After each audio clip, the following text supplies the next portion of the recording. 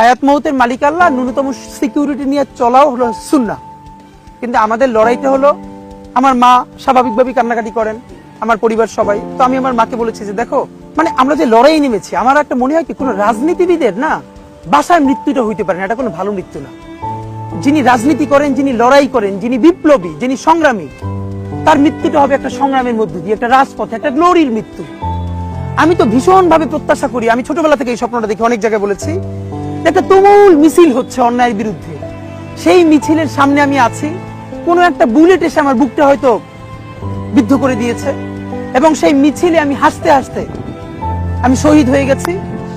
এবং সবাই যখন মৃত্যুটাকে ভীষণ ভয় পায়, আমি তখন হাসতে হাসতে আল্লাহর কাছে ভীষণ সন্তুষ্টি নিয়ে পৌঁছতে চাই যে আমি একটা ন্যূনতম ওই জীবনটা লিড করতে পারলাম, যে আমি একটা ইনসাফের হাসি নিয়ে আমি আমার আল্লাহর কাছে পৌঁছতে চাই।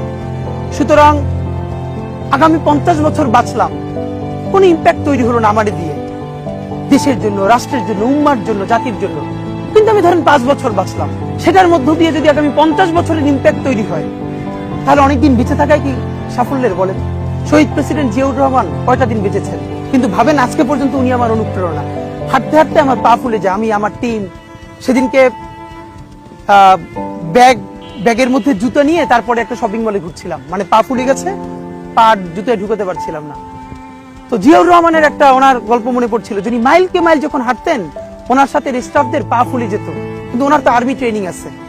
তখন তাকে বলতো, স্যার আপনার তো আর্মি ট্রেনিং, আমরা তো আর পারি না। এই জন্য ওনাকে মানুষ রাখাল রাজা বলতো। তা আমরাও সারা বাংলাদেশের 56,000 বর্গ মাইলে হাঁটতে চাই, আমরা ইনসাফের চাষাবাদ করতে চাই, একটা স্বাধীন সার্বভৌমত্বের সততার বাংলাদেশ তৈরি করতে চাই। আল্লাহ যে কয়দিন হায়াতে রাখবেন, এই লড়াইটা করব।